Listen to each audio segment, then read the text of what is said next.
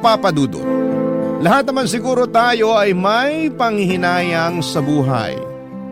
Oportunidad man ito, bagay o tao. Madalas ay naiisip natin na kung maibabalik pa ang nakaraan ay gagawin natin ang lahat upang hindi na mawala sa atin ang mga pinanghihinayangan natin. At yun ang eksaktong naramdaman ko kaya napasulat ako sa inyong programang Barangay Love Stories. Pero bago ko ipagpatuloy ang pagkukwento ay magpapakilala muna ako.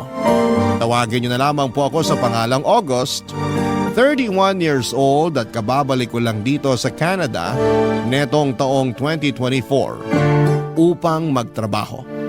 Hindi na dapat ako mag-abroad ulit pero desidido akong mabigyan ng magandang kinabukasan ang nag-iisa naming anak na si Fatima. Medyo huli ko nang na-realize na kailangan ko palang magdoble sikap lalo na nung naging tatay na ako. Palibas ay masyado akong kampante at bulakbol noong araw. Mabarkada kasi ako at malimit namin yung pinag-aawayan ng kinakasama ko. Hindi niyo ako masisisi. Nagulat kasi ako sa responsibilidad ng pagiging isang ama. At aminado kong hindi ko pa na-enjoy ang pagkabinata ko. Kaya naman naging easy-go-lucky ako sa relasyon namin ni Fatima.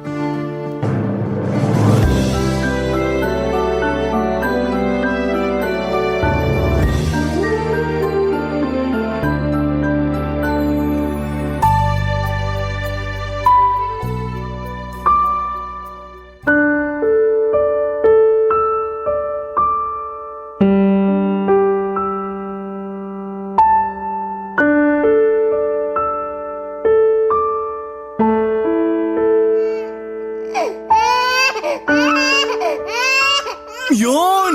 Galing! Panalo na naman kami. Grabe. Buti pumusta ako ng malaki. August! Hindi mo ba naririnig yung anak natin? Kanina pa umiiyak ko. Tana anak. Halika, buhatin ka muna ni Mama ha? Ano ba naman yan, Fatima? Nagugulat ka naman. Oo. Sa boses ko nagulat ka pero hindi mo malang narinig ang iyak ng anak natin?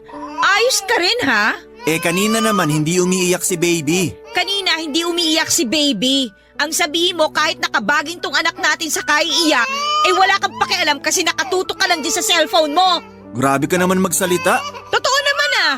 Bakit? Nasasaktan ka? Sino ba naman di masasaktan dun? Day off ko naman. Karapatan kong gawin ang gusto kong gawin kasi pahinga ako sa trabaho ngayong araw. Wow! Buti ka pa may karapatang magpahinga. Kumusta naman ako? Isusumbat mo na naman sa akin pag-aalaga mo sa anak natin? Malamang. Yan tayo Kung makapagsalita ka, akala mo di natin anak yung inaalagaan mo. Hindi ako magkakaganito kung tinutulungan mo sana ako. Kaso hindi Akala mo kung sino kang senyorito? Baka nakakalimutan mo ha? 2 buwan pa lang tong anak natin, August. Hindi ko naman nakakalimutan yon. Tsaka tinutulungan naman kita sa abot na makakaya ko Talaga ba? Hindi mo nga maalagaan ang anak natin ng ilang oras para makatulog man lang ako Puyat na puyat kaya ako. Tapos ikaw, palagi na lang ang sarap ng tulog mo sa gabi. Siyempre, pumapasok ako sa araw. Anong gusto mo? Pareho tayong puyat? Ang sa akin lang naman, iparamdam mo naman sa akin na mahalaga ako sa'yo. Simula kasi nung mga anak ako, parang kung sino na lang ang trato mo sa akin. Parang katulong mo na lang at tagapag-alaga ng anak mo. Masyado ka namang OA. Hindi naman kita tinatrato ng ganyan Hirap sa'yo, kinakawawa mo lagi sarili mo Kawawa naman talaga ako Diba? Hindi ba halata? Tingnan mo nga yung itsura ko. Hindi ko na magawang magsuklay o maligo man lang kasi nakatutok ako sa anak natin. Pahinga ko na sana yung araw na nandito ka, pero hindi ka rin maasahan. Kung minsan mas ikaw pang inaalagaan kaysa sa baby natin Hindi ko nakasalanan kung di ka makapagsuklay o makaligo. Diskartehan mo yan, malaki ka na. Pwisit ka talaga! Tingnan mo. Tanak, Pati anak natin naiingayan na sa bunganga mo. Anak, hindi ako magbubunganga ng ganito kung may kusa ka lang. Ang kaso, para kang laruan na disusi Nung nakaraan kinumpara mo ako sa pakong dipukpok. Ngayon naman sa laruang disusi. Totoo naman Bakit? Nasaktan ka ba, ha? Malamang. Akala mo sa aming mga lalaki, walang feelings? Sa'yo, oo. Kasi mukha kang nagmamanhid-manhidan. Kayamot ka naman Alam mo, kung sisirain mo lang araw ko, mabuti pa. Punta na lang ako sa mga tropa ko. Sandali! Sandali lang! Sino may sabi sa'yo na aalis ka? Dito ka lang! At sinong may sabi sa'yo na mapipigilan mo ako? Isusumbong kita sa nanay mo pag umalis ka. Kaya kung ayaw mong masermonan, dito ka lang sa bahay natin! Pambihira naman. Ginamit mo pa si nanay. Talaga! O ayan, buhatin mo ang anak natin. Teka, anong gagawin ko rito? Alagaan mo, padedehin mo, o di kaya naman patulogin mo. At saan ka pupunta? Saan pa ba? Eh di sa banyo, maliligo kasi nanlilimahid nga ako. Sabi mo, diskartehan ko paliligo ko, di ba? O ayan, bantayan mo ang anak mo. Diyan ka na. Naman eh. Bilisan mo lang ha. Tahan na baby. Nandito na si Papa, huwag ka na umiyak. Papa Dudut, 25 years old ako noong nabuntis ko si Fatima at nung nalaman yun ni nanay ay hindi siya agad natuwa dahil nga sa aming 5 magkakapatid na lalaki ay ako lamang yung mahinang dumiskarte at tatamad-tamad. Kaya naman nag-alala ng husto ang nanay ko kung paano ko bubuhayin ang magiging anak ko. Wala naman akong trabaho noong nabuntis ko ang kinakasama ko. Buti na lang talaga at naawa sa akin yung isa kong tropa kaya pinasok ako bilang waiter sa parisan niya. Kaya sinabi ko sa nanay ko na pangangatawanan ko ang mag-ina ko. Pero dahil wala pa kaming sapat na ipon na pangbukod ay inuwi ko muna sa bahay si Fatima. Maayos po ang naging pagtanggap at pakikitungo ng nanay ko kay Fatima. Bagay na ikinatuwa at ipinagpasalamat niya. Palibhasa ay matagal na talagang gustong magkaanak ng babae ng mga magulang ko. Pero namatay na lamang ang tatay ko ay hindi yon natupad. Kaya nga itinuring ni nanay na parang tunay na anak si Fatima lalo na at ito lang yung manugang niya na tumira sa bahay namin. Kaya lang ay meron din palang disadvantage yun dahil kapag nag-aaway kami ni Fatima, siya ang laging kinakampihan ng nanay Ofelia ko, Papa Dudut.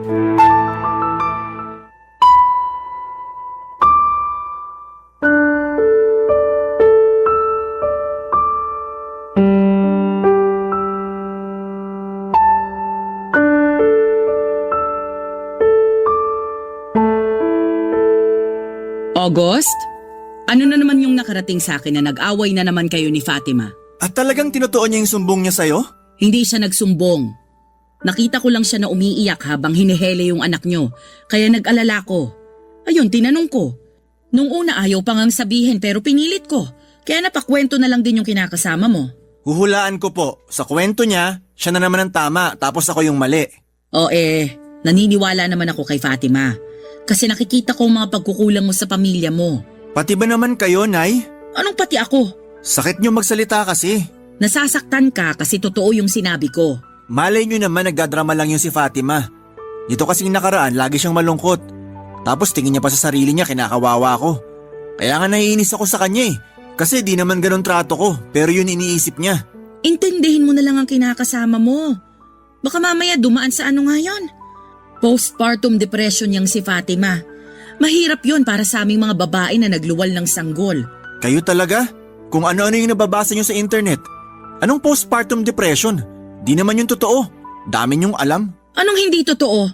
Eksperto na ang may sabi. Saka kung makapagsalita ka? Palibhasa, hindi ikaw ang nanganak. Bakit naman kami magkakaanak? Lalaki kami, di ba? Wala kaming matres. Opa! Napakabastos mo namang bata ka. Hindi na po ako bata. Kaka-26 ko lang po, di ba? Alam mo naman pala na hindi ka na bata pero parang bata ka pa rin kung mag-isip at umasta. Baka nakakalimutan mo. May sarili ka na ring anak, August. Hindi ko po nakakalimutan yon pero... Pero ano? Nakakapagod din palang maging magulang. 2 buwan pa lang ang anak ninyo ni Fatima. Mahaba-haba pa ang panahon na gugugulin nyo sa pagpapalaki ng anak nyo. Tapos napapagod ka na agad? Hindi ko naman po kasi alam na ganito kahirap maging tatay. Doon pa lang sa kailangan ko magtrabaho para may panggatas at diaper yung anak ko. O sinong gusto mong magtrabaho? Ako? Matanda na ako para magbanat ng buto. Hindi ko naman po sinabi na kayo yung magtrabaho. Ang hirap kasi sa inyong kabataan. Gagawa-gawa kayo ng bata, pero takot kayo sa responsibilidad. Ang bilis nyo pang mapagod, lalo ka na. Sorry na po. Huwag na kayong magalit sa akin. Paano hindi magagalit sa'yo? Katwiran mo, bulok. Tapos panaysisi ka pa sa kinakasama mo. Maanong tulungan mo na lang siya pag nandito ka sa bahay? Hindi naman po kasi nakakatuwang tulungan si Fatima. Wala na siyang ginawa kundi magreklamo. Katulad nung pag naglalaba kami. Sabi niya di naman daw maayos pagbabanlaw ko, kaya bumubula pa yung sinampay namin. Kahit ako siguro si Fatima, magrereklamo sa klase ng paglalaba mo. Hindi nga po kasi ako marunong. Kasalanan niyo rin naman po kasi di niyo ako tinuruan nung araw. At ako pang sinisi mo? Sa inyong magkakapatid, ikaw yung napakasutel, napakatamad at mareklamo pag inuutusan. Akala mo yata habang buhay akong nasa tabi mo, kaya kahit ganyan ang edad mo wala ka pa ring alam sa mundo. Sobra naman po kayo magsalita. Ginagawa ko naman makakaya ko. Pwes, pagbutihan mo pa. Huwag mo sasabihin na pagod ka na, kasi pag magulang ka na, wala ka ng karapatang mapagod. Sana kasi bago ka nag-anak, pinag-isipan mo muna yung bagay na yan. Tapos ako pang sisisihin mo? Kesyo hindi kita tinuruan ng ganito, ganyan? Ikaw ang hindi willing matuto? Oo na po. Sorry na nga po. Huwag kang panay sorry. Magsikap ka para sa anak at pamilya mo. Tanda-tanda mo na eh. Papa Dudut, pakiramdam ko ay wala akong kakampi sa sarili naming pamamahay. At kahit na nanay ko ay hindi rin ako kinakampihan, kaya nga habang tumatagal ay napuno na lamang ako. Inisip ko na napaka-unfair nila sa akin dahil pinagtutulungan nila ako. Na mahal lang nila ako sa tuwing may naibibigay ako sa pamilya namin. Pero dahil madalang lang naman yon ay madalas silang magalit sa akin.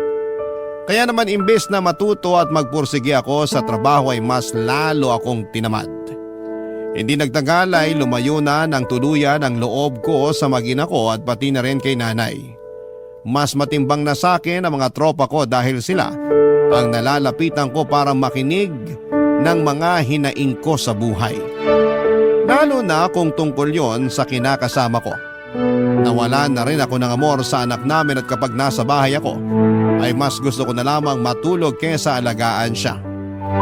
Bakit ko gagawin yon? Trabaho yon ni Fatima bilang babae. Dahil sa ugali kong yon ay lagi na lang nagagalit sa akin ang nanay ko, Papa Dudut. Pero wala akong pakialam. Barangay Love Stories. Barangay Love Stories.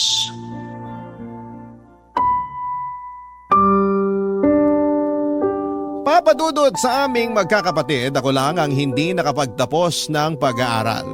Choice ko naman yon kasi nahirapan ako sa college. Nakatungtong naman ako pero isang semestre lamang ay nag-back out na ako. Buti na lamang at graduate na lahat ng mga kuya ko noong namatay ang tatay kaya wala nang masyadong iniisip si nanay. Dalawa pa sa mga kapatid ko ang nakatira na rin sa ibang bansa. Yung panganay ay sa Canada at yung pangatlo ay sa Korea. At silang sumusuporta sa amin ng nanay ko bago ko nabuntis si Fatima. Kaya nga nasabi ko na nagulat talaga ako sa responsibilidad ng pagiging magulang dahil sa edad ko noon ay wala pang direksyon ng buhay ko. At ayos lang kung magtrabaho ako o hindi kasi may kinakain naman kami ng nanay ko. Kaya lang noong nagkaanak na ako ay nagbago na nga ang lahat. At hindi ko alam kung kakayanin ko pa dahil nga nami-miss ko na yung dati kong buhay na binata at walang iniisip na responsibilidad, Papa Dudut.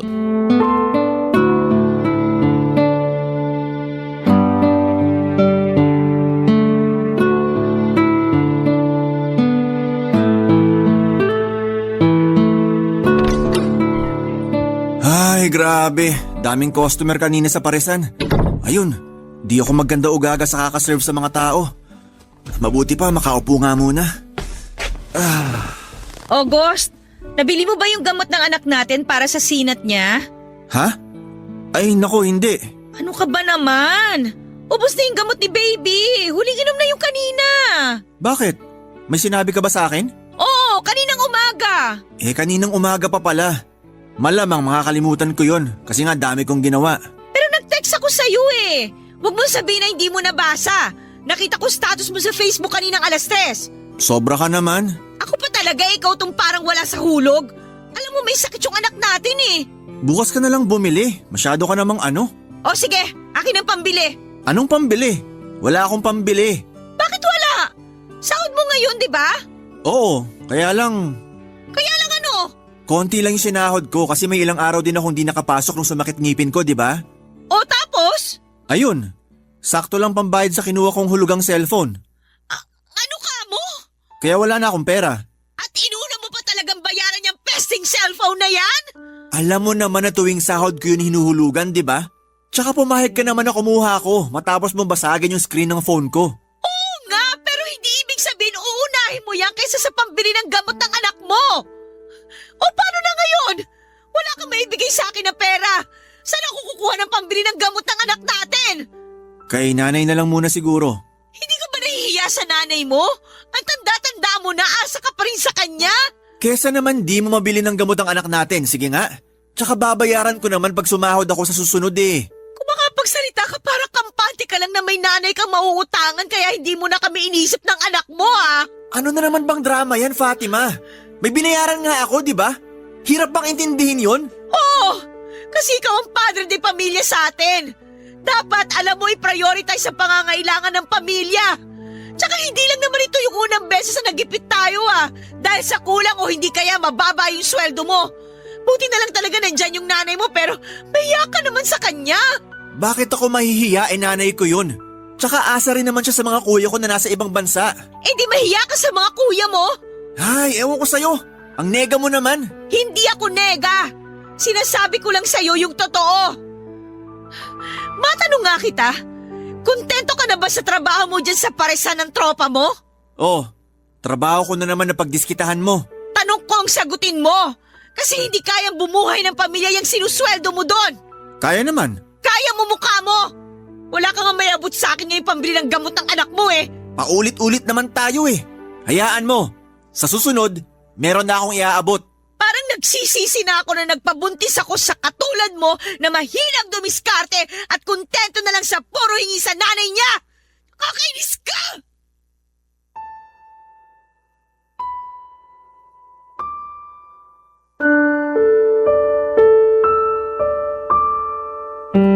Papadudot nagkakilala kami ni Fatima sa isang dating app. Tagal ko na rin kasi noong walang jowa kaya nainggit na ako sa mga tropa ko na in a relationship. Lagi kasi akong out of place pag nagsasama-sama silang may mga jowa kaya sabi ko sa sarili ko ay gusto ko na rin pumasok sa isang relasyon. Jowa lang talaga, wala pa sa isip ko ang magkaroon ng anak kaso'y nadisgrasya noong nagkainuman kami na magtotropa bilang selebrasyon ng pagkakaroon ko ng jowa. Pareho kaming nalasing ni Fatima at ayon, bumingo na kaagad. Dahil nga sa lumalalang away namin ni Fatima tungkol sa pera, unti-unti na rin nawala yung pagmamahal ko sa kanya. Saka malaki na rin ang pinagbago niya simula ng mga anak na siya. Madalas na niyang napapabayaan ang kanyang sarili kaya hindi na siya ganon kaakit-akit sa aking paningin. Kaya siguro ako nahulog sa katrabaho kong babae na di hamak na mas maganda kay Fatima. Kaso'y matalas ang pakiramdam ng kinakasama ko dahil nalaman niya ang kalokohan ko. At syempre sinumbong niya ako kaagad sa nanay ko, Papa Dudut.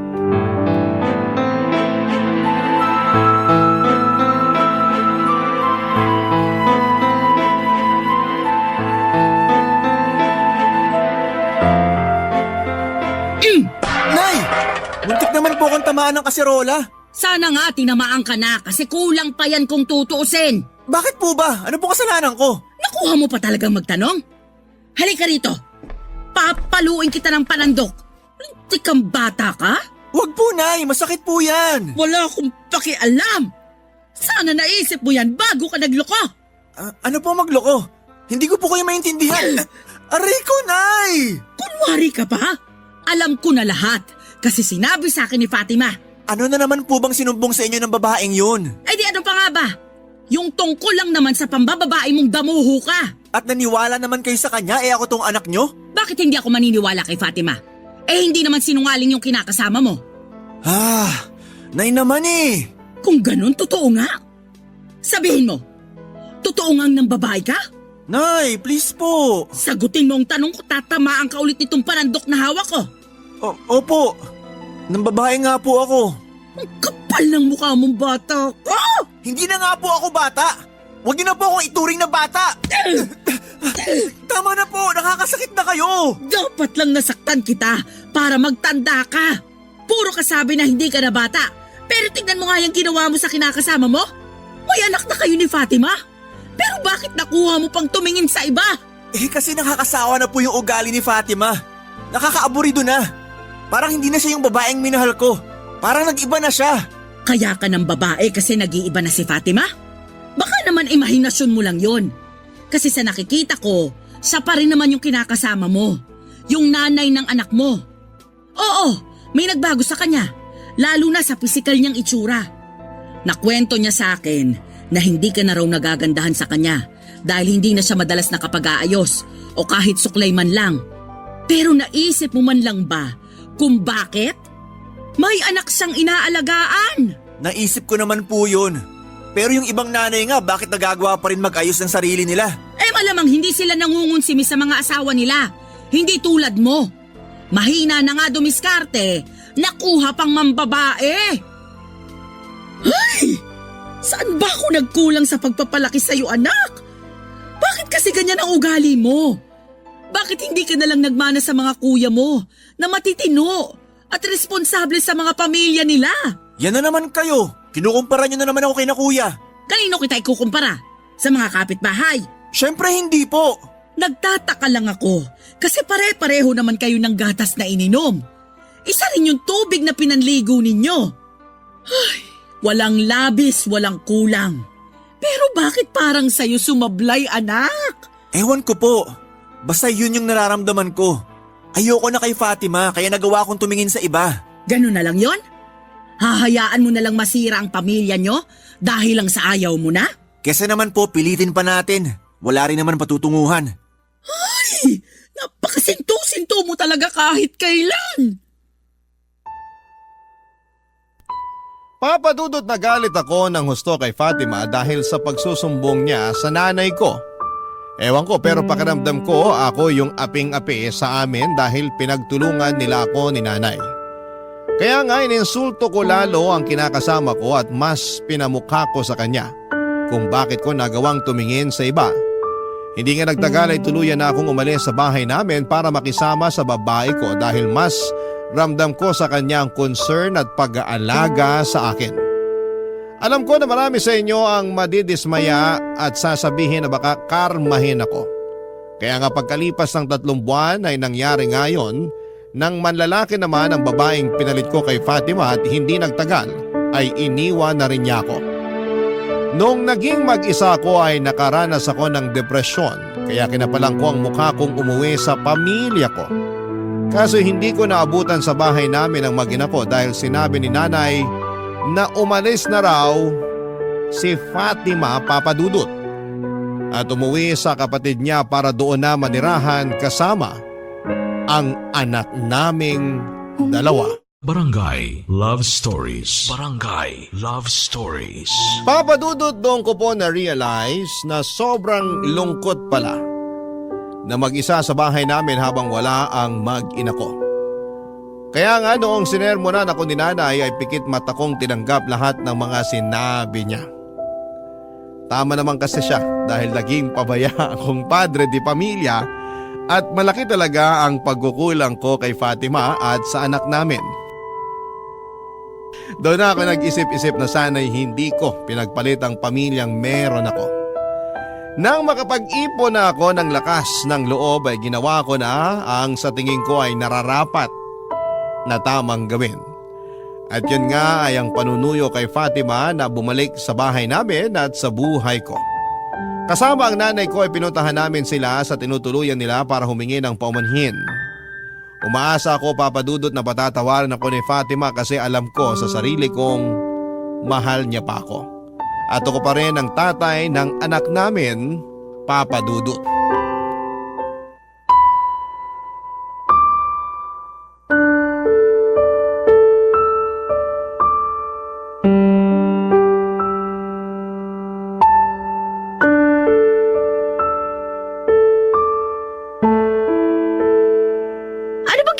Dito? Pumunta ako rito para sunduin kayo ng anak natin. At bakit naman kami sasama sa'yo? Kasi pamilya tayo. Noon yon, bago mo mas pinili yung babae mo.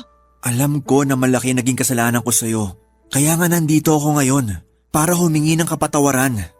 Aaminin ko, naging padalos-dalos ako noong mga panahong yun. Nakalimutan ko kayo ng anak natin nang ipagpalit ko kayo sa iba. Kaya nga humihingi ako ng tawad sa lahat-lahat ng nagawa ko sa'yo at sa anak natin. At sa palagay mo, dahil lang sa humingi ka ng tawad, tapos na ang lahat ng mga kasalanan mo? Diyan ka nagkakamali, August. Dahil nagising na ako sa katotohanan. Ako rin naman. Kaya nga na-realize ko na mas mahalaga kayo sa akin ng anak natin. O buti naman na-realize mo yan. Pero sorry ka na lang kasi huli na para sa bagay na yan. Anong ibig mong sabihin? Kasi pagod na akong makisama sa'yo. Pagod na akong umasa na mabibigyan mo kami ng maayos na buhay ng anak natin. Pagod na akong magmakaawa sa atensyon at pagod na ako sa pagmamahal mo. Pagod na akong mahalin ka. Please, wag mo naman gawin sa akin to. Ang alin?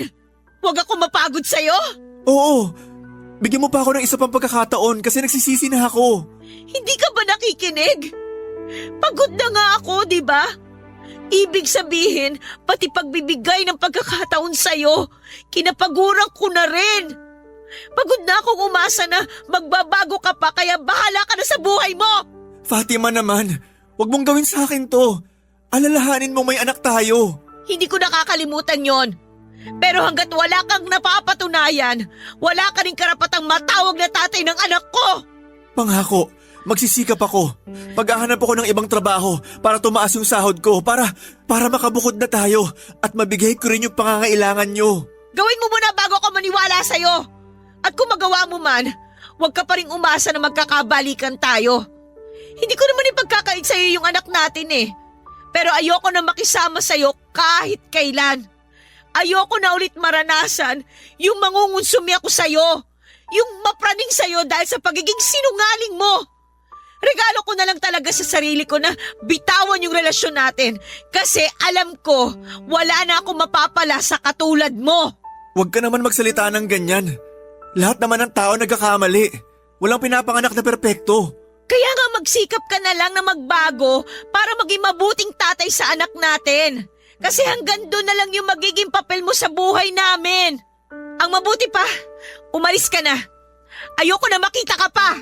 Fatima naman, wag mo naman gawin sa akin to. Sorry pero ayaw na nga kasi talaga kitang makita. Hindi pa ako handang makita ulit ang manlolokong katulad mo kaya umalis ka na. Please, pag-usapan natin to. Wag mo ako ipagtabuyan. Gusto mo ba lumuhod ako? Hindi mo na kailangan gawin yan. Umalis ka na lang. Sige na, umalis ka na. Huwag ka na muna magpapakita sa akin. Fatima, buksan mo tong pinto. Mag-usap tayo. Fatima, mag-usap tayo. Patawarin mo ako. Hindi ko sinasadya.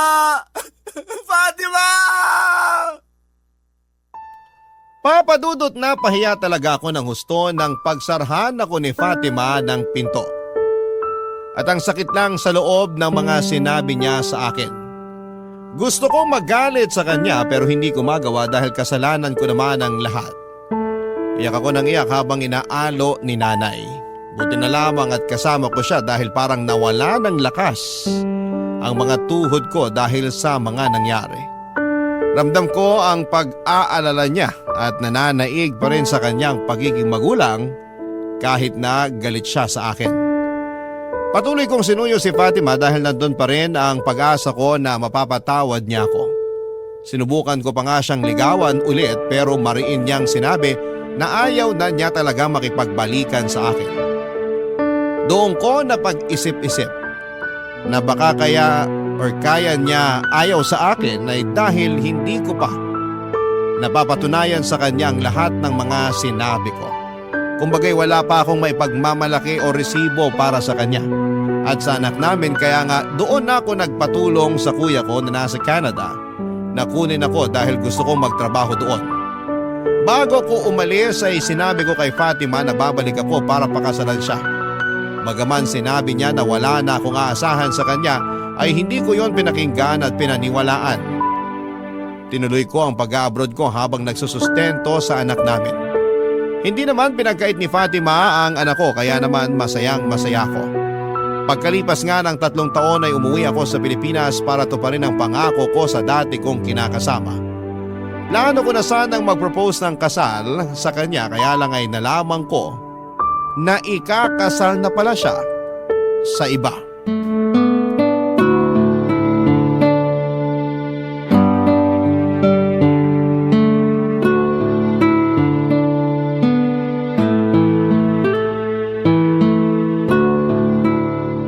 Naku, ang bongga naman itong invitation na to.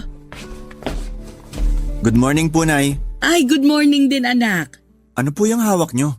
Ito ba? Invitation sa kasal ni Fatima. Po? Ay, ba't nagulat ka pa? Alam mo namang ikakasal na yung dati mong kinakasama. Alam ko nga, pero nagulat lang ako kasi inimbita niya kayo. Bakit naman hindi? Parang anak ko na yung si Fatima at nanay na ang turing niya sa akin. Saka kinuha niya akong ninang sa kasal niya. Kaya imbitado talaga ako. At pumayag naman po kayo. Oo naman. Bakit hindi? Kasi ano po, Ano nga? kasi di nyo man lang ba naisip yung mararamdaman ko? Alam nyo naman yung rason kaya ako umuwi rito sa Pilipinas, di ba? Sinabi ko sa inyo na gusto ko ng pakasalan si Fatima.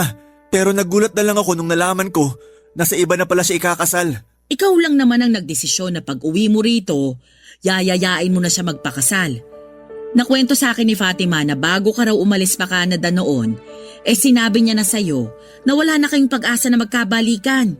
Ikaw lang naman tong umaasa magpasa hanggang ngayon.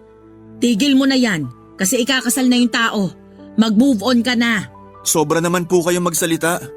Alam nyo naman na nagsisi na ako sa mga nagawa ko noon kay Fatima at sa anak namin. Patunay nun yung pagsusumikap ko kaya ako nag-abroad. Dapat lang naman na magsumikap ka kasi may anak kayo ni Fatima na dapat mong suportahan at pagtapusin ang pag-aaral. Kahit para doon na lang sa bata, maging mabuting tatay ka. Kasi yung dati mong kinakasama may nakilala ng ibang lalaki. Yung trumato sa kanya ng matino. Nagmahal ng totoo at hindi nang iwan dahil lang napagod sa relasyon at naghanap ng iba. Hanggang ngayon po ba? Sinusumbat nyo pa rin sa akin yung mga kasalanan na nagawa ko noon? Bakit hindi? Kasalanan mo naman talaga kaya sa iba ikakasal si Fatima eh. Kung hindi ka sana nagloko noon, kayo pa rin sanang magkasama ngayon. Ay, sa totoo lang, nalulungkot ako nung nagka-boyfriend si Fatima.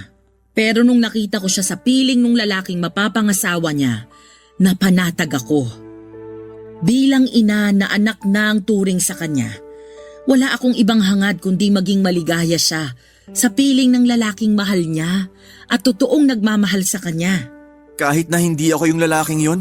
Oo, kahit na hindi pa ikaw yon. Pero anak nyo ako. Dapat ako yung kinakampihan nyo. Kinampihan naman kita. Pero hindi ako konsentidor na ina. Saka dapat mong matutunan ng leksyon ng mga kasalanang nagawa mo noong araw. Yan na yon. Paano na ako nito? Sino na lang magmamahal sa akin? Ay, tigilan mo na nga yung kadramahan mo. Ngayon na ikakasal na si Fatima, baka panahon na rin para humanap ka ng panibagong babae na mamahalin. Pero siguraduhin mo lang na magpapakatino ka na at hindi mo na uulitin yung mga kasalanan na nagawa mo noon sa dati mong kinakasama. Paano ko po gagawin yun? Mahal ko pa nga si Fatima. Pero hindi ka na nga mahal ni Fatima. Isaksak mo yan sa kokote mo. Sakit naman po nun. Masakit talaga kasi luko-luko ka nung araw. Ay, oo nga pala. Imbitado ka rin sa kasal ni Fatima kasi gusto ka raw makita ng anak nyo. Kaya pumunta ka ha. Samahan mo ako doon. Ayoko, Nay. Anong ayaw mo? Di ka ba nakikinig? Gusto ko raw makita ng anak nyo. Kakasabi ko lang na kahit sa anak nyo maging mabuting tatay ka. Ay naku, kahit kailan napakapasaway mo. Papadudot kahit na ayaw ko at labag sa loob ko ay pinilit pa rin ako ni nanay na dumalo sa kasal ni Fatima. Masaya naman ako kasi nakita ko yung anak namin pero mas nanaiglang. Talaga sa akin yung matinding inggit at panghihinayang lalo na nung tuluyan ng ikasal sa ibang babaeng pinakamamahal ko. Akala ko sa mga nobela o pelikula lang mangyayari yung ganong bagay pero meron din pala sa tunay na buhay. At ang masasabi ko lang ay sobrang sakit. Mabuti na lang at nakayanan ko pa rin na hindi umiyak ng mga panahong yon at nag-congrats pa ako kay Fatima at sa asawa niya. Sa kasalukuyan ay nag-move on na rin po ako at tanggap ko na naman sa sarili ko na hindi na magiging kami ni Fatima lalo na at kasal na siya sa iba. Kaya nga nag-decide akong bumalik sa Canada para abalahin ang sarili ko sa trabaho nang sa ganon ay mas madali akong makalimot. May mga gabi pa rin naman na umiiyak ako at nagsisisi sa mga kamalian ko sa nakaraan. Pero alam ko na hindi ko na yon mababalikan pa at ang tanging magagawa ko na lang sa ngayon ay ang magsikap na maging mabuting tatay sa anak namin ang dati kong kinakasama. Hanggang dito na lamang po ang sulat ko, Papa Dudut, at sana po ay mapili po ninyong i-ere sa programang Barangay Love Stories. Naway nakapulot ng aral ang aking kwento para sa mga kabarangay natin. God bless po and more power sa inyong istasyon. Ang inyong forever kapuso at kabarangay, August. Dear Papa Dudut, ako nga pala si Julio, 40 years old at hindi pinalad na magkaroon ng magandang buhay. Hindi nakapagtapos ng pag-aaral at sa akin na ibigay ang responsibilidad sa aking 60 anyos na ama at 18 anyos na anak na dalagang si Mimi. Sa madaling sabi, isa akong breadwinner. Tulad ng ibang breadwinner ay hindi naman namin ginusto ang sitwasyon namin. Sino ba naman ang hihiling na makuha lahat ng responsibilidad sa tahanan? Wala namang siguro, hindi ba? Hindi kaya yon madali at isang masakit na paraan yon para hindi ka makatulog ng maayos sa gabi. Yung tipong kahit pagod na ang iyong katawan pero ang diwa mo ay gusto pang isipin kung paano ka makakakuha ng pera para may pangtustos sa kanila. Mahirap maging mahirap, Papa Dudut. Bakit ba ako napunta sa ganitong kalagayan? Paulit-ulit kong tinatanong sa sarili ko sa tuwing nauunanan ako ng malaking problema. Tulad na lamang nitong nakaraan, isa ako sa mga natanggal sa pinagtatrabahuhan ko sa isang construction site. Nagbawas kasi ng mga trabahador at kabilang ako sa mga napiling tanggalin dala raw ng edad ko. Pinili nila yung mas bata dahil payag lang ng payag kahit na hindi ganong kalaki ang iabot sa kanila dahil wala naman silang ibang responsibilidad sa buhay. Naalala ko pa kung paano akong nanlumo nang iabot sa akin ang huling sahod ko. Nakapasok sa maliit na brown envelope yon. Natuluan pa yon ng pawis ko dahil katirikan ng araw at nasa kalagitnaan ako ng pagod ko nang sabihin nilang kasali ako sa mga tatanggalin.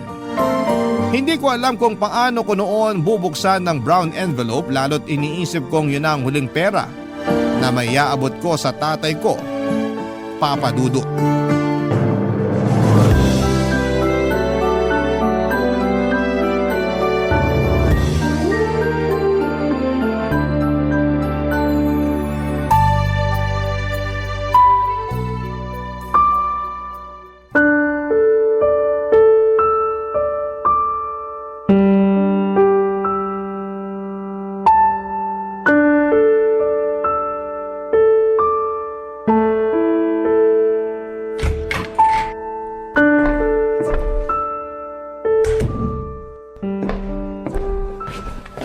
Tay? Mimi? Julio, nakauwi ka na. Kanina ka pa namin hinihintay ng dalaga mo. Nagluto na ako tayo ng 2 beef noodles tsaka nakapagsaing na rin po ako. Kain na po tayo! Noodles ulit ang ulam? Yun na lang kasi ang nadampot namin sa kusina. Balak naming lutuin yung sardinas pero naisip namin na mas maganda kung babaunin mo na lang yun sa trabaho mo bukas. Ay, lutuin niyo na po. Pangdagdag sa ulam natin ngayon. Paano po yung baon niyo bukas? Wala na akong trabaho. Kaya hindi na kailangan ng baon. Hala tay, paano na tayo? Huwag kang masyadong malungkot dyan, Mimi. Kilala ko ang tatay mo. Madiskarte yan. Makakahanap agad siya ng trabaho. Hindi ba, Julio? Madiskarte nga po pero kulang naman sa swerte. Talo rin ako, tay. Huwag mo munang isipin yan. Ang mabuti pa, kumain na muna tayo. para may lakas ang utak mo na makapag-isip kung paano didiskarte ng panibagong trabaho. Lumalala na naman ang ubo niyo kahit hindi naman taglamig. May natira pa ba kayong gamot? Naubos na po nung isang araw yung gamot ni Lolo, Tay. Bakit hindi niyo man lang sinabi sa akin, Tay? Mimi, sa susunod na mauubusan ng gamot si tatay, ikaw dapat ang unang magsabi sa akin. Nasamid lang ako. Hindi ko kailangan ng gamot. Parang ang yang mga gamot ang nagpapahina sa baga ko eh. Halika na, kumain na bago lumamig tong noodles. Mimi, tumakbo ka saglit sa butika. Ibili mo ang lolo mo ng gamot para sa ubo niya. Hindi na kailangan. Huwag po matigas ang ulo, Tay. May huling sahod naman po akong natanggap. Huling sahod mo na nga yan eh. Kailangan tipirin. Kailangan mo rin yan habang naghahanap ng trabaho. Hayaan mo na ako. Nalamigan lang siguro ang likuran ko dahil nababad ako sa electric fan kanina habang nagpapahinga. Pero Tay… Mamaya na lang po natin pag-usapan kung ano yung gagawin sa ubo ni Lolo at sa huling sahod po ninyo, Tay. Kumain po muna tayo. Maupo na kayo. Lalabas ko na po yung noodles at saka kanin. Buksan mo na rin yung sardinas. Mas practical kung bukas na lang po natin yun bubuksan. May natira pa namang 2 itlog eh. Iahalo ko po yun sa sardinas para sa agahan natin at baon nyo po kung maghahanap po kayo ng trabaho bukas. O sige, bahala na. Pakuha na rin ako ng tubig, anak. Ay, opo Tay. Saglit lang po. Ayos ka lang ba anak? Ang problemahin na lang po muna natin, Tay, yung ubo nyo. Ayos lang ako. Normal lang to sa mga may edad. Humihina na talaga ang mga baga. Para kaming bumabalik sa pagkasanggol. Gawa nyo pa talaga magbiro. Nakakatakot yung ubo nyo. Ilang buwan na kayong ganyan? Kilala ko ang katawan ko. Alam ko kapag malala na ang sakit ko. Sa ngayon, alam kong dala lang to ng sobrang hangin sa electric fan. O, gilid na po kayo at ilalapag ko na tong noodles sa kakanin. Tulungan na kita. Okay na po ako, Tay. Kaya ko na po ito. Mag-relax na lang po kayo dyan. Ako nang bahala dito. Teka, susunod ko na po yung tubig nyo. Gusto niyo po ba ng malamig? Kung ano na lang yung madaling kunin. Salamat, anak. Mabuti na lang at nandyan si Mimi na kasama natin dito sa bahay. Napakaswerte mo sa anak mong yan. Maaasahan. Hindi na gaya sa ibang kabataan ngayon na puro pagsa-cellphone ang inaatupag. Pasalamat din ako, Tay, dahil ginabayan yung anak ko habang nagtatrabaho ko. Hindi naman yan lalaki mabuti kung hindi dahil sa inyo. Huwag mong kalimutang pasalamatan ang sarili mo, anak. Kung hindi dahil sa nakikita niyang pagsusumikap mo, hindi yan lalaking maunawain sa sitwasyon natin. Salamat po, Tay. At pasensya na po kung natanggal ako sa trabaho. Hindi mo kasalanan na nawalan ka ng trabaho. Mahirap lang talaga ang mabuhay ngayon. Dala ng dami ng tao at taas ng bilihin. Huwag mo nang isipin yun. Ang problemahin mo na lang kung paano ka mabubusog sa noodles at kanin. Heto na po ang tubig. Hindi ko po nilagyan ng yelo para makainom din si Lolo. Ay, gusto ko ng may yelo dahil mainit. Inuubo na po kayo. Kung ayaw niyong uminom ng gamot, magtiis kayo sa maligamgam na tubig. Kain na po tayo?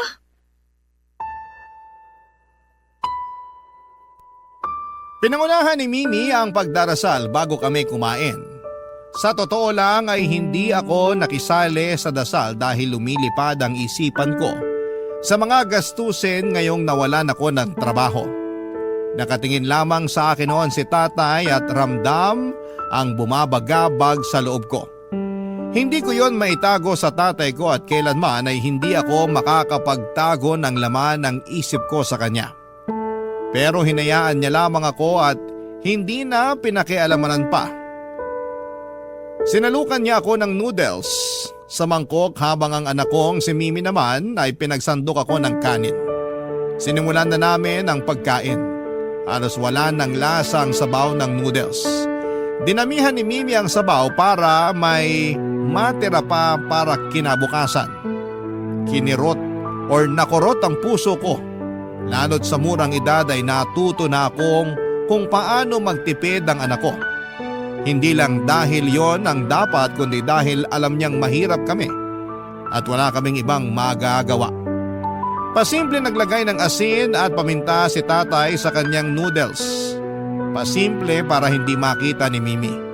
Ako naman ay hinayaan ko na lamang at sinabing masarap ang pagkakaluto ni Mimi ng noodles na yon. Tipid namang ngumiti lang ang anak ko sa akin at alam niyang nagsisinungaling ako. Maagang namatay ang nanay ko, 10 taon pa lamang ako papadudot nang magkaroon ito ng sakit at lumala nang hindi man lang namin siya nadala sa ospital. Katulad ko si tatay, laging malas sa trabaho. Laging natatanggal sa trabaho. Kaya siguro yon ang naipasa sa akin. At ipinagdarasal ko na hindi yon sapitin ni Mimi. Kaya lahat ay ginagawa ko para hindi siya mapahinto sa pag-aaral tulad namin ni tatay. Gusto kong putulin ang kamalasan sa amin ni tatay para hindi na yon umabot sa aking dalaga. Nang matapos kaming kumain ay niligpit na ni Mimi ang pinagkainan namin. Nagpaalam na rin si tatay para magbasa ng luma at naninilaw na dyaryo na paulit-ulit niyang binabasa bago matulog. Habang ako naman ay nagpahangin sa labas habang bit-bit ang baso ng tubig ko. Maya-maya pa ay nilapitan ako ni Mimi at alanganin na kinausap ako, Papa Dudut.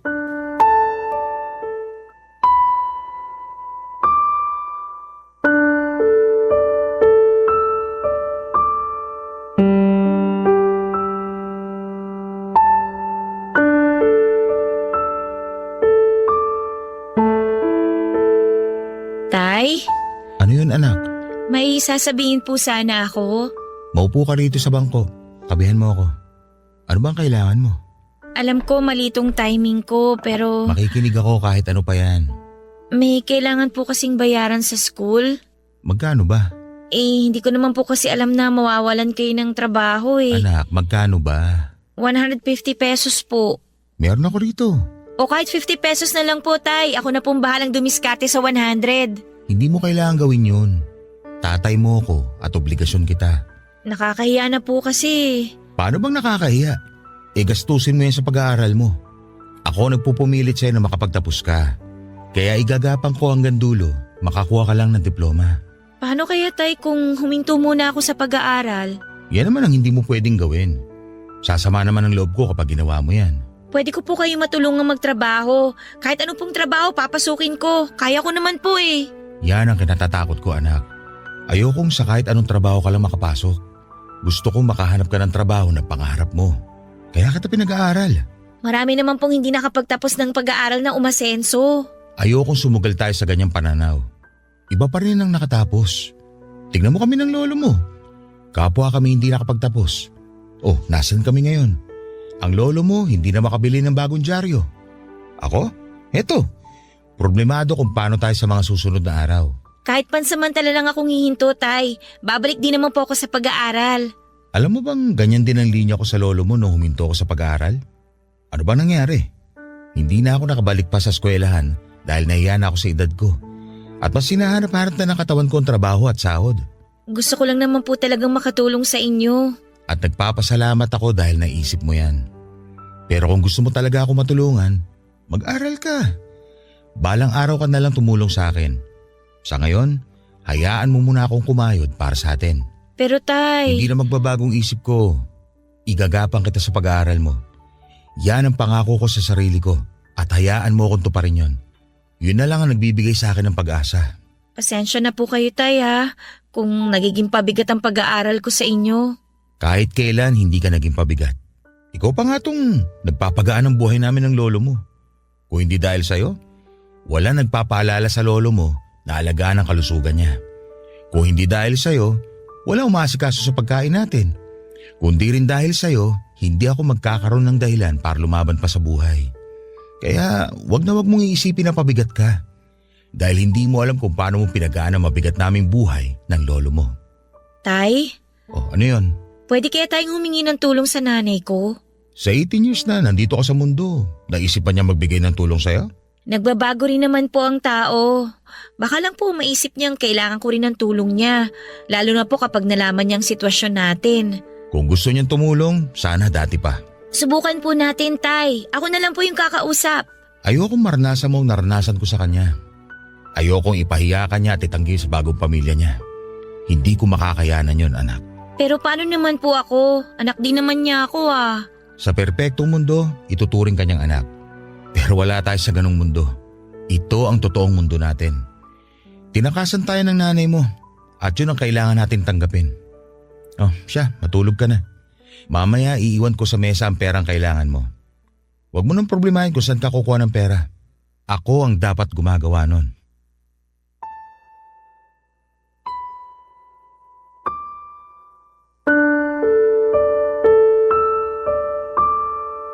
Hindi na umimik pa si Mimi at sinunod na lamang ang utos kong matulog na. Nasaktan ako habang pinagmamasdan ko ang nag-iisang anak ko na walang ibang magawa kundi ang tanggapin ang buhay na nakagisnan niya. Sanggol pa lamang si Mimi nang iwan ako ng kanyang nanay para sumama sa ibang lalaki dahil napangakuan siya ng magandang buhay. Hindi naman yon natupad. Sinaktan lamang siya ng lalaking napili niya at sinikap ko siyang ibalik sa buhay namin ang anak niya. Pero kinutya niya ako at sinabing wala siyang mapapala sa isang katulad ko. Sinabi niya sa akin na kalimutan ko na siya at dinagdag pa niya ang pagtatakwil kay Mimi. Hindi na raw niya anak si Mimi at doon ako nasaktan, Papa Dudut. Hanggang ang ambisyon niyang makahanap ng lalaking bubuhay sa kanya ay nagkaroon ng katuparan. Kahit paano ay umasenso ang kanyang buhay at nagkaroon siya ng 2 anak sa bagong asawa niya. Nang magkasakit si Mimi ay nilunok ko ang pride ko para lumapit sa nanay niya pero tinanggihan niyang kilalanin niya kami. Napahiya ako noon. Mabuti na lamang at wala pang kamuwang-muwang si Mimi noon, Papa Dudut. Hindi niya naranasan ang sakit na itanggi ng sarili niyang nanay. Ipinangako ko sa sarili ko na hindi ko na ilalapit pa si Mimi sa kanyang nanay. Ayokong danasin niya ang naranasan ko sa nanay niya. Kaya naman nagsumikap ako na magtrabaho para maibigay sa anak ko ang buhay na maginhawa. Pero kahit na anong pagsusumikap ko ay wala pa ring nangyayari, Papa Dudut. Naawa na ako sa anak ko at naaawa ako sa kanya dahil marami akong pinangako sa kanya na nahihirapan akong tuparin hanggang ngayon. Ganon kalupit ang mundo para sa mga mahihirap na katulad ko. Hindi naman kami masamang tao, Papa Dudut. Wala kaming nilalamangan at inaagrabyado pero bakit parang kami ang pinakamasamang tao sa mundo? Kaya hindi kami nabibiyayaan? Aaminin kong nakakaramdam ako ng inggit, Papa Dudut, sa mga taong kahit na anong sama ng ugali ay patuloy pa rin ang pag-asenso. Kahit na hindi sila numaban ng patas ay nagagawa pa rin nilang manatili sa itaas. Paano kaya kung gano'n na lamang ang gawin ko, Papa Dudut? Masisisi ba ako ng Diyos kung yun ang buhay na piliin kong gawin sa mga panahong yon, Papa Dudut? Barangay Love Stories. Barangay Love Stories. Walang bakante. Ito po ang mga paulit-ulit na nababasa ko sa mga karatula. Wala raw bakanteng trabaho at nakakapanglumo. Nalukot at nabasa na ng pawis ko ang biodata na hawak ko pero hindi ko pa rin ito na ipapakita isa man sa mga natitipuhan o kaya ay pwedeng tumanggap sa akin sa trabaho. Puro na lang walang bakante. Buong araw na akong nag-iikot at tubig lang at ilang piraso ng candy ang sumasaklolo sa akin sa tuwing nangihina na ang aking katawan. Pamaypay ko na rin, Papa Dudut, ang biodata na hawak ko. Panlaban sa init ng panahon. Hindi ko na alam kung may tatanggap pa sa akin o may magbubukas man lang ng pintuan dahil sa itsura ko. Basang-basa at nanlilimahid na ang suot kong t-shirt at halos mapudpud na rin ang tsinelas na suot ko. Hindi ko na nga rin maintindihan pa ang amoy ko. Magkahalong amoy ng pawis ko at amoy ng mausok na kalsada ang nakayakap sa mga balat ko. Nakakahiya na tuloy lumapit at dumikit sa mga tao. Bandang 6:00 na ng gabi nang maupo ako sa gilid ng isang karinderya. Nagkasya na lamang ako sa pangsamyo ng mga amoy ng ulam sa tuwing binubuksan ng mga customers ang takip nito. Sinasabayan ko yon ng pag-inom ng tubig. May dala naman akong pera pero natatakot akong gastusin yon Lalo't wala naman akong ipapalit doon dahil wala pang kasiguraduhan kung makakahanap ako ng trabaho sa araw na yon. Alam kong oras na para umuwi. Pasarado na ang mga construction sites at pasarado na rin ang ibang mga grocery o hardware na pwede kong pagtrabahuhan. Susubok na lamang ulit ako bukas. Nagdasal ako saglit na sana ay swertehin na ako kinabukasan. Pagkatapos noon ay naglakad akong muli papunta sa paradahan ng jeep pauwi sa bahay. Gusto ko sanang maglakad pero hindi na kaya ng tuhod ko. Baka bumigay na rin ang tsinelas ko. Tumayo na ako sa pagkakaupo at saka nagsimula ng umabante. Nasa kalagitnaan ako ng paglalakad nang biglang may matabig ang paa ko. Pagtingin ko sa sahig ay nakita ko ang itim na wallet. Lumakas ang kabog ng dibdib ko. Napatingin ako sa paligid at walang ibang nakatingin sa akin dahil abala rin sa kanilang mga sarili ang mga tao. Dinampot ko kaagad ang wallet at doon ay may ilang daang piso at ilang barya akong nakita. Napangiti ako. Yun na kaya ang sagot sa ipinagdarasal ko, Papa Dudut.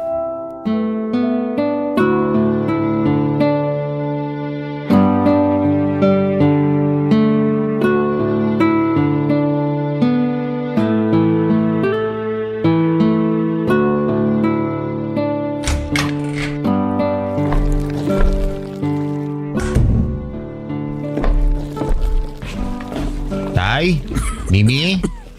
Julio, wala si Mimi. Lumabas. Pinautang ko muna ng bigas sa tindahan. Kumusta ang paghahanap ng trabaho? Wala pa ako nahanap eh. Ganun ba? Hayaan mo, may bukas pa naman. Parang masaya ka ata. May dapat ba akong malaman? May biyayang inabot ng Diyos. Sa wakas. Sabi ko naman sa'yo, may biyaya kapag tinatawag siya. Ano bang binigay sa'yo? Wallet. Wallet? Ibinigay ng Diyos? Paano? Hinulog niya sa kalsada para mapulot ko. Sigurado ka bang Diyos ang naghulog niyan at hindi ibang tao ang aksidenteng nakahulog? Oo naman, tay. Sigurado ako. Pinagdasal ko to bago ko mapulot eh. Hindi naman gumagamit ng wallet ang Diyos. Hindi niya kailangan, lalo na ng pera. Ito ang gusto kong paniwalaan. Gumawa ng paraan ng langit para mabigyan ng solusyon ng problema ko sa pera. Alam niyang buong araw ako naghihirap sa paghahanap ng trabaho. Kaya bago ako umuwi, may pabaon na siyang inabot. Kawawa naman ang nawala ng wallet. Ayaw ba niya yun? Ginawa siyang instrumento para matulungan ng mahirap na tulad ko? Parang hindi tama. Hindi ito iaabot sa paanan ko kung walang pahiwatig na para ito sa akin. Ang naisip ko lang sa sitwasyon mo, anak. Kaya nahulog ang wallet na yan sa paanan mo para masubukan ang dignidad mo. Ano pa bang susubukin? Araw-araw niya ako sinusubok. Hindi pa ba siya napapagod? Pagod ka na ba? Bakit kailangan yung tanungin yan? Malamang oo. Sino bang hindi mapapagod sa buhay na to? Kulang na nga sa sustansya mga kinakain. Tapos pagkakaitan pa ng trabaho para makabili ng kahit konting panlaman ng sikmura. Nagastos mo na ba ang laman ng wallet? Pinambili ko ng gamot niyo sa ubo at ilang dilata na makakain natin sa mga susunod na araw habang naghahanap pa ako ng trabaho. Yung iba'y para naman sa mga pangangailangan ni Mimi sa eskwela. Meron pang natira at ilalaan na lang natin to kapag may bigla ang gastos. Wala bang ID man lang o ibang pagkakakilanlan ng wallet para maibalik natin sa tamang tao? Bakit pa natin ibabalik eh? Nagastos ko na nga yung kalahati. Hindi ko na naitago yung resibo ng mga napamili ko. Kaya huwag niyo na sabihin sa akin na ibabalik ko lahat ng pera para lang maibalik sa may-ari laman ng wallet na to. Naaawa lang kasi ako sa nakawala ng wallet. At sa akin, tay, hindi ka ba naaawa? Naaawa rin ako sa iyo. At ayokong madagdagan pa lalo ang awa ko sa iyo dahil sa pagkakagawa mo ng mali dahil sa kagipitan. Hindi ko ninakaw ang wallet na to. Sadya lang talaga natisod ng paa ko to sa kalsada. Hindi ko kasalanan kung ako nakadampot. Kung hindi naman kasi nuknukan ng pagkaburaray may-ari ng wallet na to eh di sana hindi siya nawalan. Naisip mo ba na baka nangangailangan din ang may-ari ng wallet na yan? Parehas na kami may pangangailangan, tay. Anak. Huwag niyo na nga akong piliting gumawa ng tama ngayon. Kasi gipit na ako. Hindi nagagana ang moralidad sa sikmurang gutom at sa anak na gustong mapakain kayo. Parang ang hirap lang lunukin ng pagkain na galing sa nakaw. Mahirap ba? Pero bakit yung mga buhay magnanakaw? Ang laki ng buka ng bibig sa mga pagkain na galing sa nakaw. Bakit kain nilang nguyain yun? Bakit kain nilang sikmurain yun? Samantalang ako nakakarampot lang ang nakuha, kukonsensyahin nyo pa? Gusto ko lang mamuhay ka ng tama at patas. Buong buhay ko, yan ang ginagawa ko. Pero saan ako dinala niyan? Sa kahirapan. Baka oras na nga, para ako naman lamang. Anak, Huwag niyo na akong pangaralan, tay. Magpasalamat na lang kayo dahil may naiuwi ako. Dahil kung wala, pare-parehas tayong sisigmurain sa gutom. Tinalikuran ko na rin si tatay pagkatapos ng huling litanya ko. Ayokong makita niya ang panginginig ng mukha ko dala ng pinaghalong konsensya at galit. Aaminin ko naman na nakaramdam ako ng konsensya nang ilabas ko ang ilang daang piso sa wallet nang pumasok ako sa grocery at butika. Kaya lang mas inudyokan ako ng pangangailangan. Mas kailangan ni tatay ng gamot para sa kanyang ubo. Mas kailangan ni Mimi ng baon sa eskwelahan. Mas kailangan namin ng makakain araw-araw. Hindi kami muling nag-usap ni tatay ng gabing yon. Kinabukasan ay maaga akong gumising para ipagpatuloy ang paghahanap ng trabaho. Bago ko umalis ng bahay ay inabutan ako ni tatay ng isang monay at isang nakatetrapak na juice. Binigay daw yon ng batang kapitbahay namin sa kanya. Pabaon na lang daw niya sa akin habang naghahanap ako ng trabaho. Niyakap ko si tatay at nawala na ang tensyon sa pagitan namin pagkatapos noon. Sa muli kong paghahanap ng trabaho ay muli na naman akong nakaramdam ng kabiguan. Wala pa ring bakante tulad kahapon. Tinipid ko ang pabaon ni tatay na monay at juice at gusto kong umabot pa yon sa gabi bago ako umuwi. Ayaw ko rin gastusin muna ang ilang barya sa bulsa ko dahil natatakot ako na baka hindi ko yon mapalitan kung hindi ako makakahanap ng siguradong pagkakakitaan. Paggabi na noon pero wala rin akong swerte. Hanggang sa nakita ko ang isang matandang lalaki na nagbubukas ng pintuan para sa mga customers ng isang 24/7 convenience store. Nakita kong inabutan siya ng barya at pagkain ng mga pinagbubuksan at pinagsasarahan niya. Nakaisip ako ng paraan, Papa Dudut. Baka pwedeng gawin ko yung sideline.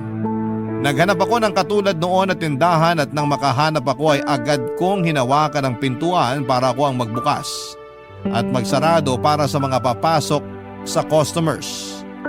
Wala na silang ibang choice kundi ang abutan ako dahil hindi nila magawang hawakan ng pintuan dahil ako na ang nakahawak noon.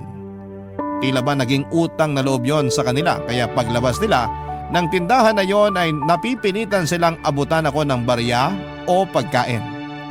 Nakakatuwa, hanggang sa hindi ko inaasahan ay mapagbuksan ko ng pintuan ang anak kong si Mimi, Papa Dudut.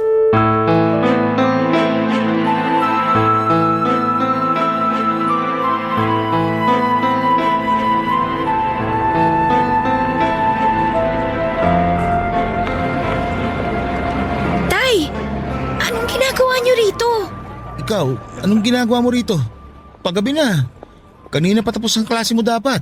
Nagpaalam po ako kay Lolo na may bibilin ako saglit. Kayo po, bakit kayo nagbubukas ng pintuan ng convenience store na to? Dito na po ba kayo nagtatrabaho? Parang ganun na nga. Paano po parang ganun na nga? Ano bang bibilhin mo rito? Alam mo namang mahal dito. Bakit hindi ka nalang bumili sa mga tindahan malapit sa bahay natin?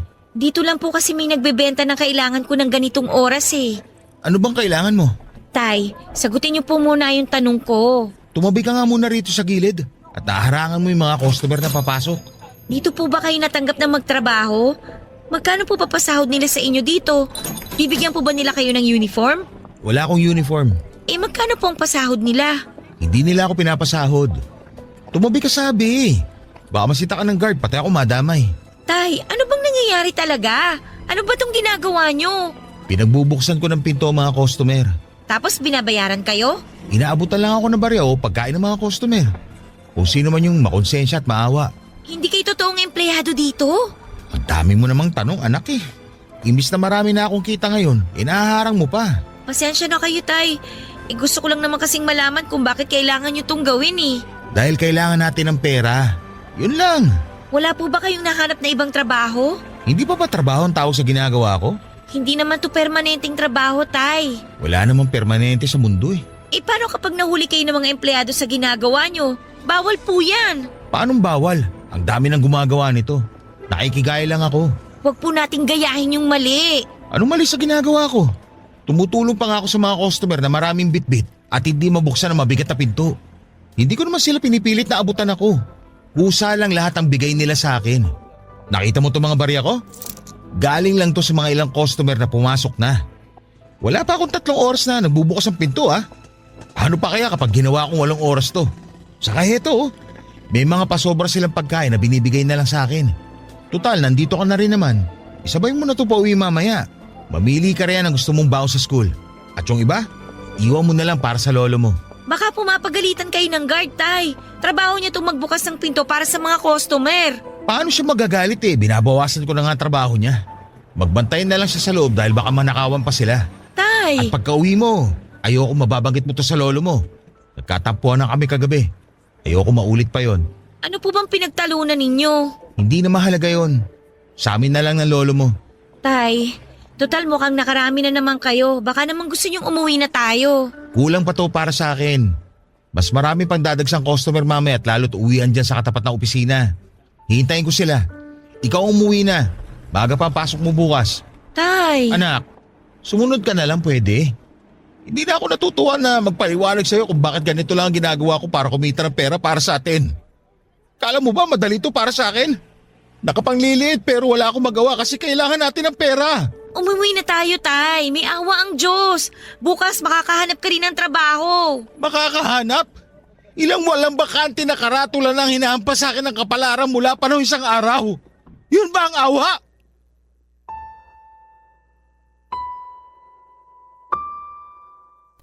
Napatahimik si Mimi sa huling naging sagot ko. Pinagbuksan ko siya ng pinto para makapasok na mabili na ang kailangan niya. Hindi ako halos makatingin sa loob ng convenience store habang andon si Mimi. Nanliliit ako na makita ng anak ko na nasa ganong desperadong sitwasyon ako. Nang nabili na niya, papadudot ang kailangan ay mabigat ang loob kong pinabuksan siya ng pintuan. At mas lalong bumigat ang loob ko nang abutan niya ako ng biskwit bilang kabayaran sa pagbukas ko ng pintuan para sa kanya. Hindi ko ipinakita sa kanya na nasaktan ang pride ko bilang isang ama. Sinabi kong mag-ingat siya sa pag-uwi at magpahinga pagkatapos. Tumungo lamang ito at saka umalis kaagad para makasakay ng jeep pauwi ng bahay. Nawala na ako ng gana na magbukas ng pintuan dahil sa kahihiyan na inabot ko sa anak ko. Pero kailangan kong gawin yon ng paulit-ulit dahil kailangan kong may maiuwi sa bahay bukod sa kahihiyan. Ang nagpasaya na lang sa akin noon ay nang makita kong isa-isang nagsilabasan ng mga empleyado sa katapat na opisina ng convenience store na yon. Napangiti ako. Marami akong kinita sa araw na yon. Siguro ay naka-300 piso rin ako at bukod pa sa mga naiuwi kong pagkain na inabot sa akin. Habang nasa jeep ay binuksan ko ang paper bag na naglalaman ng mga naipong kong pagkain. Karamihan doon ay mga pagkain halatang tira na lamang ng mga customers at hindi na kayang ubusin. Meron na yung mga pagkain na nginuya na pero binalot pa rin sa plastic at inabot sa akin. Doon na nga bumaba ang tingin ko sa sarili ko. Ganon na nga ba kababa ang tingin ng ibang tao sa akin para abutan ako ng nginuya nilang pagkain? At isiping kakainin ko pa rin yon, papadudot. Ganon na ba talaga ang magiging buhay ko? Tagatanggap ng mga pagkain hindi nagustuhan, ng panlasa ng ibang mga tao, papadudot. Barangay Love Stories. Barangay Love Stories.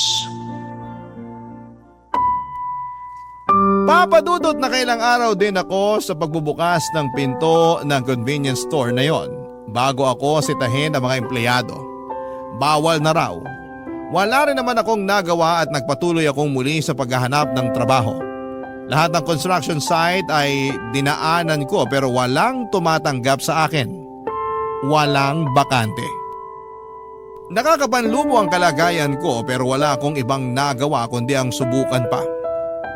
Hanggang sa napadpad ako na mapasama sa mga namamalimos sa kalsada. Yung mga nangangatok na mga sasakyan kapag naiipit sa traffic. Yung wala nang ibang magawa ang mga driver kundi ang mag-abot ng barya sa takot na gasgasin ang mga sasakyan nila. O di naman kaya ay basagin ang salamin nila. Nakigaya ko. Nakakahiyamang aminin pero gumawa ako ng klase ng panlilimos na katulad ng ginagawa nila. May matalim na bagay at malaking bato lang ang kailangan para makarami ka ng barya. At nangyari nga, wala pang kalahating araw ay naka-500 piso na ako. Puro barya. Naging kaibigan ko na rin ang mga katulad kong namamalimos. Kapag naman umuulan ay sa footbridge ako tumatambay. Gamit ang isang karatula na ninakaw ko sa isang construction site. Yung karatulang may nakasulat na walang bakante. Ginamit ko ang likuran noon para isulat ang hiling kong barya para maipon ko at magamit kong pamasahe pa uwi sa probinsya. Isang kasinungalingan yon pero epektibo yon. Sabi ng mga kasamahan ko dahil napipilitang magbigay ang mga dumadaan sa footbridge para lamang masigurong makauwi na ako sa probinsya. Sa isip nila siguro ay para mabawasan na ang mga pakalat-kalat na namamalimos sa footbridge. Dahil sa pamamalimos ko ay nakaka-7 hanggang 800 piso ako kapag maraming tao. Masaya na ako noon. Puhunan ko lang ang awa, bato, karatula at sandamukal na kasinungalingan.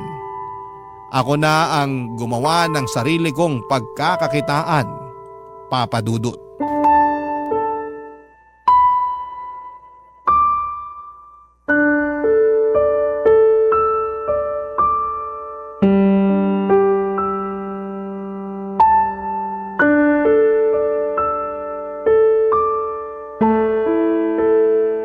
Bumili ako ng igadot lumpia sa karinderya. Pagsaluhan na natin bago lumamig. Mukhang nakahanap ka na ng trabaho ah. Opo tay, malaki rin ang kita kaya nakabili na ako ng karne sa wakas. Kumain na tayo. Saan po kayo nakaharap ng trabaho? Diyan lang sa isang construction site. Tagabuhat ng simento. Utusan minsan para bumili ng pananghalian ng mga boss. Meron po palang ganong trabaho dun? Kakilala ko kasi yung foreman. Kaya gumawa na lang ng trabaho ko para maipasok lang ako. Kumain na tayo. Natatakam na ako sa karne. Ngayon lang ulit masasayaran ng karne ang bituka ko. Hayaan nyo, sa mga susunod puro karne ang bibiling ko. Sana magtuloy-tuloy na ang trabaho mo. Akala ko kasi mapanghihinaan ka ng loob sa mga karatula na may nakasulat na walang bakante. Mabuti naman ngayon at may bakante na. Naswertehan ko na nga rin talaga tay. Nahawang kapalaran sa wakas. Sabi naman sa'yo, nakikinig siya. Teka, parang masarap ang igado kapag may suka. Mimi, apo, baka pwedeng palambing naman ang suka sa kusina. Dikdikan mo na rin ang kahit isang siling labuyo. Alam ko may natira pang isang piraso rin sa tokador. Kunin mo na bago matuyo. Lo, naubos na po yung suka kahapon. Bumili ka muna Mimi para maganahan ng lolo mo na kumain. Bumili ka na rin ng iba mong gustong pagkain doon. Pati baon mo para bukas. Kala ko po magtitipid tayo. Hindi na muna. May sapat naman tayong pera. Ang tagal na natin nagtitipid. Wala namang masama kung gagastos tayo ngayon. Mukhang maganda talaga ang pasahod sa'yo sa bagong trabaho mo, anak. Nakakatuwa naman. Hindi na natin kailangang magkasya sa noodles lang. Hindi na natin kailangan tubigan ng marami ang noodles para lang magkasya sa ating tatlo. Salamat sa Panginoong Diyos. Oh, heto na Mimi yung perang pambili. Hihintayin ka namin makabalik saka tayo sabay-sabay nakakain. Sige po, akin na po yung pera. Teka, at bibilangin ko muna. Bakit puro barya? Yan ang binayad sa'yo sa construction? Ako na lang ang nagpabarya nito. Para may pambayad ako sa jeep. Alam niyo naman minsan, hindi binabalik ang sukli. Kailangan eksakto lagi ang bayad. Why shata ako, no? Hindi ka ba mahihirapan yan? Lalo't tig-piso ang karamihan ng pinabarya mo. Mabigat yan sa bulsa ng shorts mo. Sanay naman na ako, tay. Saka ayos lang to. Minsan kasi kapag bumibili rin ako sa mga tindahan, wala silang panukli kapag buo. Kaya mas magandang barya na lang lagi ang iaabot ko. Sa bagay, Katulad nung tindahan dyan sa tapat natin. Pagkasungit-sungit ng tindera. 50 pesos na buo. Nagmamaktol pa kapag babarihan. Tama lang yung naisip mo, anak. Bakit po marumi yung mga barya, Tay? Hindi nyo man lang ba chinek muna bago nyo tanggapin? Sobra naman yung mga nagbarya sa inyo. Parang walang galang sa pera. At sa inyo na rin mismo. Kasalanan ko to anak. Nahulog ko kanina sa kanal itong mga barya nang pauwi na ako. Hindi ko na agad nahugasan kasi gusto ko nang umuwi eh. Akin na muna yung mga barya, Tay. Hugasan na lang muna bago ako bumili sa tindahan. Nakakaya naman kung amoy kanal pa yung ibabayad ko sa kanila. Baka hindi pa ako mapagbilhan. Sige nga anak. Pasensya ka na sa abala. Hayaan mo sa susunod. Mag-iingat na ako para hindi mahulog sa kanal ang mga barya. Basta mag-iingat na lang po kayo lagi. Kung ano man po yung ginagawa nyo. Gusto ko po, mag-ingat kayo palagi, Tay.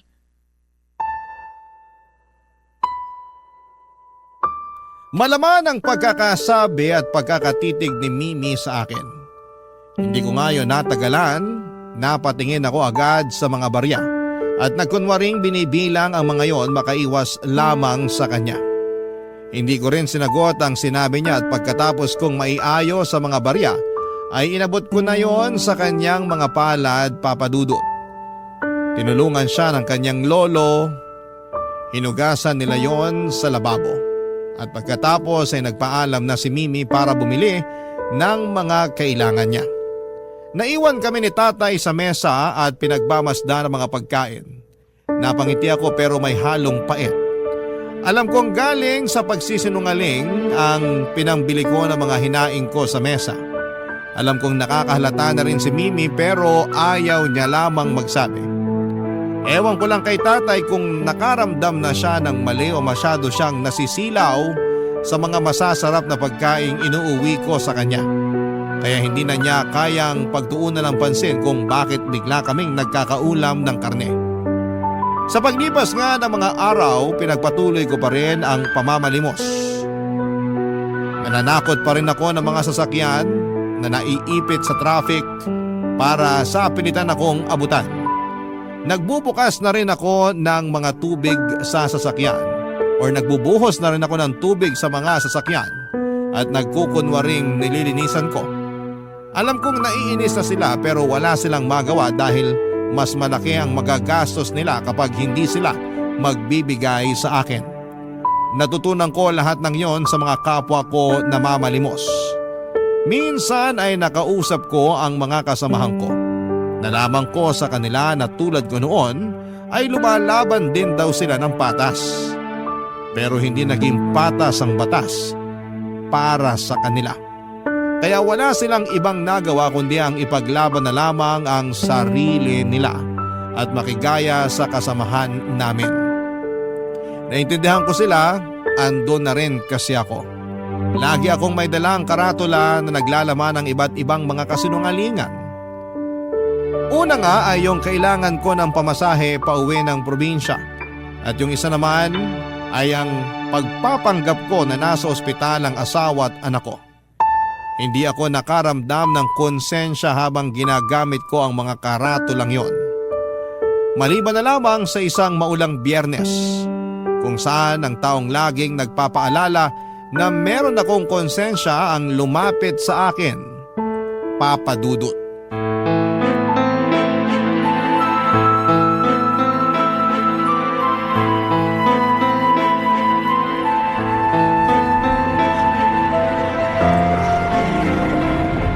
Julio, anak.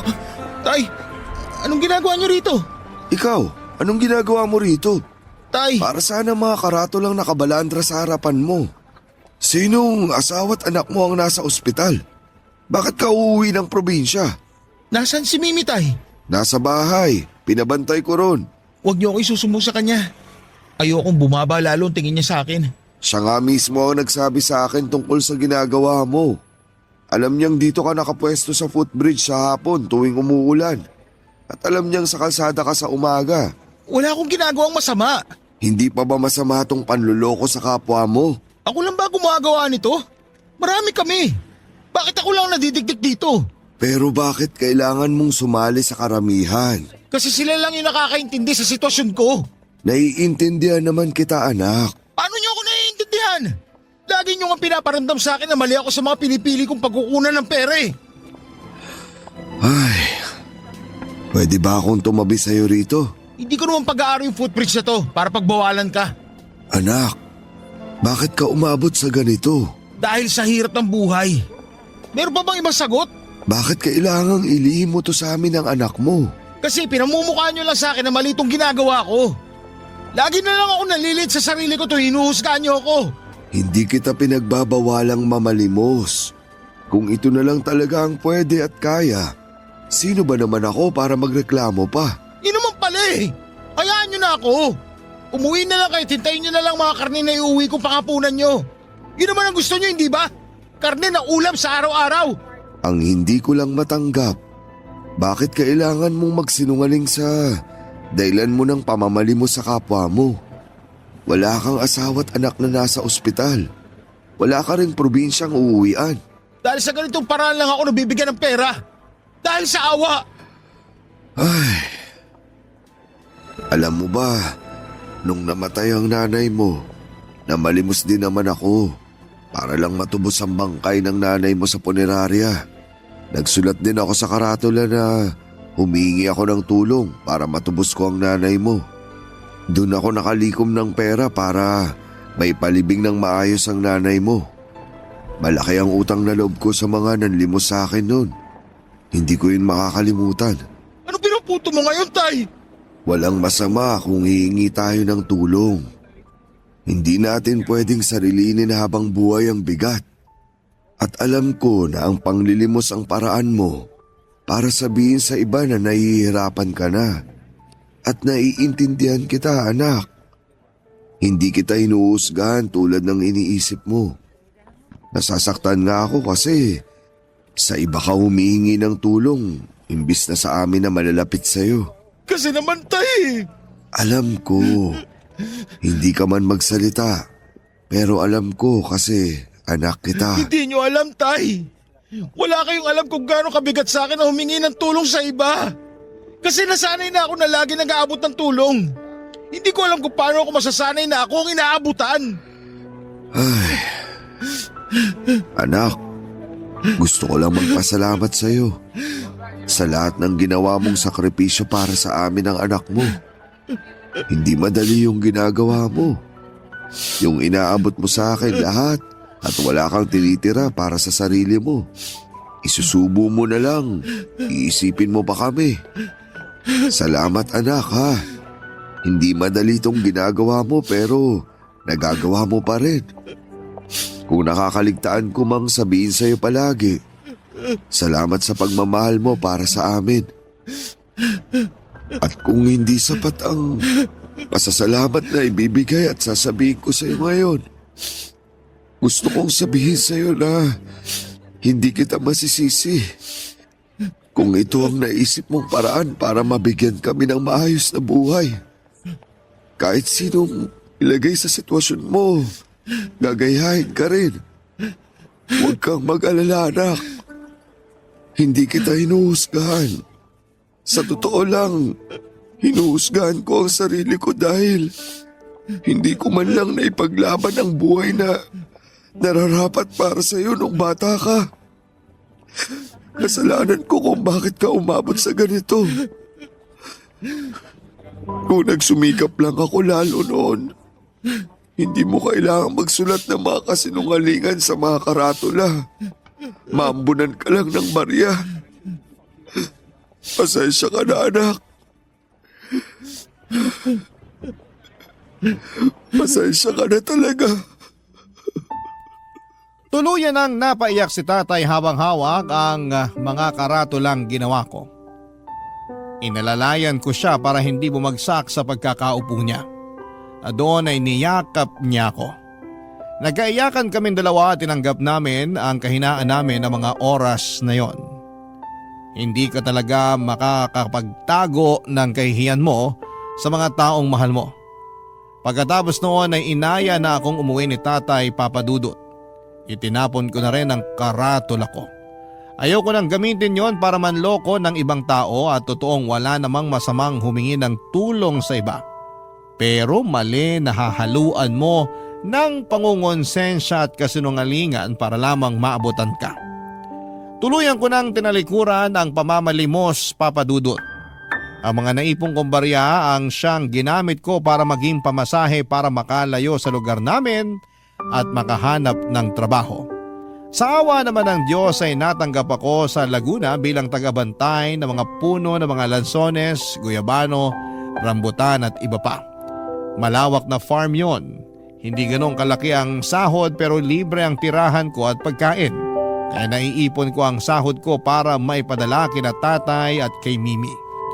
Nakaraos pa rin naman kahit papaano ang buhay namin at sa awa ng Diyos at sa gawa ng pagsusumikap ko, tuwing day off ko naman ay umuuwi ako sa amin para makasama ko ang mga inspirasyon ko.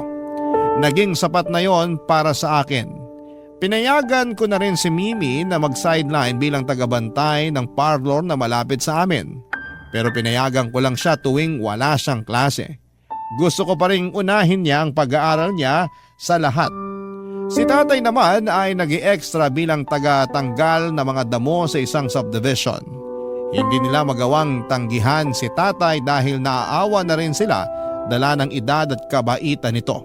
Mas naging maayos na ang buhay namin lalo't naisipan naming magtulong-tulong at hindi lang umasa sa kaya kong ibigay. Masaya na ako sa kapalaran ko, Papa Dudut. Hindi man ganong kalaki ang nakukuha naming pera pero sumasapat naman ang mga kinikita namin yon.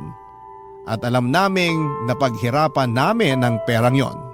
Hanggang dito na lamang po ang aking liham. Sana po ay nakapaghatid ako ng aral at ng pag-asa sa lahat ng mga tagapakinig ng inyong number 1 radio station sa Barangay LS 97.1. Muli ako po ay lubos na nagpapasalamat sa inyo. Ang inyong forever kapuso at kabarangay, Julio.